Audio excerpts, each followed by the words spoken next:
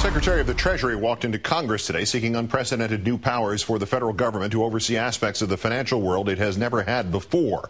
Our fourth story tonight, amid sincere debate over whether this is the right fix, the right wing seizes the opportunity to call President Obama a new name. That in a moment. Today, Treasury Secretary Geithner asked Congress to let the federal government oversee hedge funds, private investment firms, and pretty much any major player who wants to trade credit default swaps and other derivatives, to enforce new rules at the big financial firms, and to assess overall risk to the economy and to do something about it. Some key Republicans support stronger oversight, but the idea of the government seizing big financial firms had the free market founders of our current economy tossing new names at our communist, socialist, fascist president. We are seeing the biggest power grab by politicians in American history. The idea that they would propose that the Treasury could intervene and take over non-bank, non-financial system assets gives them the potential to basically create the equivalent of a dictatorship. So if we put all these things together, that they control executive pay, that they can take over firms, retroactively tax people or target individuals as they did, you use the term dictatorship.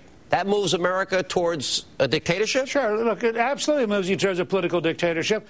This from the man who a little more than 2 years ago proposed restrictions on the First Amendment in the name of counterterrorism to, quote, break up their capacity to use the Internet, to break up their capacity to use free speech. And no, Newt, the government could not seize financial firms it doesn't like, just the ones that are about to die. That's not dictatorship, because also they're asking Congress to make it a law, which would be subject to the interpretation of the courts. You can find all this in your Constitution, sir, if you still have one. With us now, MSNBC political analyst Lawrence O'Donnell, also, of course, contributor to HuffingtonPost.com, former chief of staff to the Senate Finance Committee. As always, thanks for your time tonight, sir.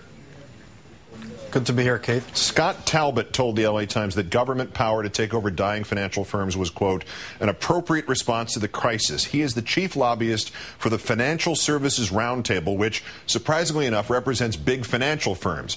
If they're on board, what is the Gingrich angle here, and what constituency is he trying to represent?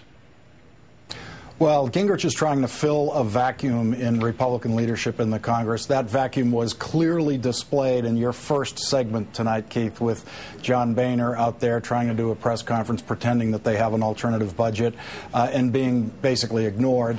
And so the Gingrich key here is the use of inflammatory rhetoric that will please Rush Limbaugh so that he can be overshadowing Michael Steele and these others who are supposed to be leading this party. And it's really, you know, the more you examine what he's talking about, the sillier it gets. You'll notice that he uses that phrase, non-bank assets, meaning Gingrich has absolutely no problem with the federal government seizing banks when they get in trouble through the FDIC. The FDIC is a very popular program which runs very well.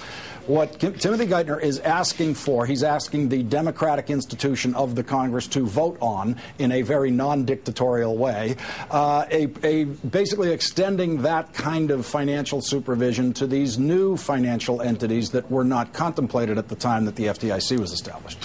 But even Gingrich used the word potential in discussing dictatorship. Not an actual dictatorship, but the equivalent of one. And who knows what it means. But the weasel words in there, are they a tell here? Did they suggest that even Gingrich knows he's doing farce in this?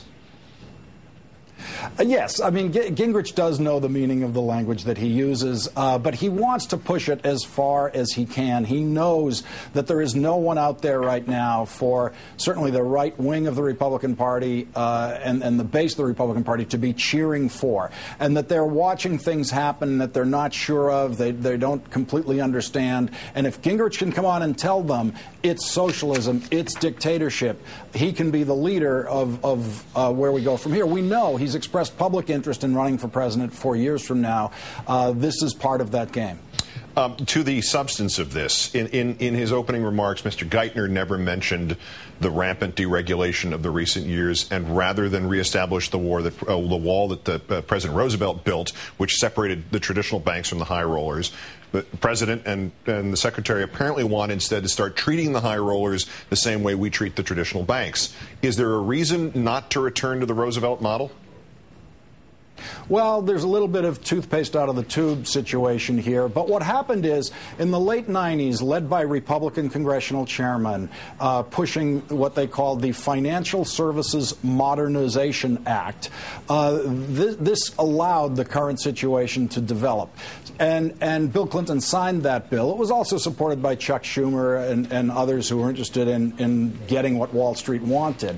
What they did not do was enact an accompanying set of financial modernization regulations. There were no accompanying regulatory oversight components to this. It was just, okay, you guys can now do things the way you want to. And in fact, that's when the committees changed their name. The House Committee changed its name from the Banking Committee to the Financial Services Committee, because they understood themselves now to have jurisdiction over something much broader than banking. And so what Geithner is saying is, okay, it's 10 years later. We did this without any regulations. What are the reasonable regulations to put in place now to accompany this modernization? So we improved the name of the committee without improving the rules.